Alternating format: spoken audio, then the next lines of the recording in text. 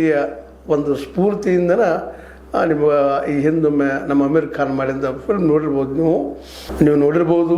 ವಿಶೇಷವಾಗಿ ಈ ವಾಂಗ್ಚುಕ್ಕರ ಸ್ಫೂರ್ತಿ ಪಡೆದು ಮಾಡಿದಂಥ ಅಮೀರ್ ಖಾನರ 3 Idiots ಆ ನೆಲೆಗಟ್ಟಿನಲ್ಲ ಇನ್ನೂ ಕೆಲವೊಂದು ಫಿಲ್ಮ್ಗಳು ಇವರು ನೆಲೆಗಟ್ಟಿನಲ್ಲಿ ಬಂದಿದ್ದಿದ್ದು. ಅವತ್ತು ಇವರು ಹೋರಾಟಗಾರ ಸ್ವತಃ ಎಜುಕೇಷನಕ್ಕೆ ಮತ್ತು ಅದರಲ್ಲೂ ಎನ್ವಿರಾನ್ಮೆಂಟ್ ಸ್ವಚ್ಛ ಭಾರತ ಸಲುವಾಗಿ ಪರಿಸರ ಸಲುವಾಗಿ ಹೋರಾಟ ನಿಜ ಜೀವನದಲ್ಲಿ ಮಾಡಿದವರು. ಇವರು ಈ ನೆಲೆಗಟ್ಟಿನಲ್ಲಿ ಇವರು ಇಲ್ಲೇ ಇದು ಬದಲಾವಣೆ ಆಗಬೇಕಪ್ಪ, ಎಲ್ಲ ಮಕ್ಕಳಿಗೆ ಸಮಾನತೆ ಎಜುಕೇಷನ್ ಸಿಗಬೇಕು, ಎಲ್ಲರಿಗೂ ಅವಕಾಶ ಸಿಗಬೇಕು. ಈಗಾಗಲೇ ಹೇಳಿದ್ದು ನಿಮಗೆ ಪ್ರೈವೇಟ್ದಲ್ಲಂತೂ ಸಾಧ್ಯ ಇಲ್ಲ. ಈವನ್ ಒಬ್ಬ ಪ್ರೊಫೆಸರ್ ಇದ್ದೀರಪ್ಪ ಆದರೂ ಸಹಿತ, ಇವನ್ ನಮ್ಮ ಸೀನಿಯರ್ ಕಾಲೇಜ್ ಪ್ರೊಫೆಸರ್ ಇದ್ದರೂ ಸಹಿತ ತಮ್ಮ ಮಗನ MBBS ಮಧ್ಯಾಹ್ನ ಮಾಡಿಸೋಕ್ಕಾಗಿ ಒದ್ದಾಡ್ತಾ ಇರ್ತಾರೆ.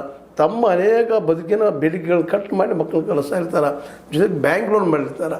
ಇನ್ನು ಲೋವರ್ ಮಿಡಲ್ ಕ್ಲಾಸ್ ಪಾಪ ಕಿರಾಣಿ ಅಂಗಡಿ ಸಣ್ಣ ಅಂಗಡಿಗಳನ್ನ ಇಟ್ಕೊಂಡಂಥ ಜನ, ಅದರಲ್ಲಿ ಸ್ವಲ್ಪ ಸಣ್ಣ ರೈತರಲ್ಲಿ ಸ್ವಲ್ಪ ತಿಳುವಳಿಕಿದ್ದಂಥ ಜನ ಈ ಪರೀಕ್ಷೆಗಳಿಗೆ ತಮ್ಮ ಮಕ್ಕಳನ್ನ ತಯಾರಿ ಮಾಡ್ತಾ ಇರ್ತಾರೆ. ಅದರಲ್ಲೂ CBSE ಒಂದು ಲಿಂಕ್ ಅದೇ ಇಲ್ಲ. CBSE ಸಿಲೆಬಸ್ ಇದ್ದಂಥ ಸ್ಕೂಲ್ಗಳಿಗೆ ಹಚ್ತಾರೆ.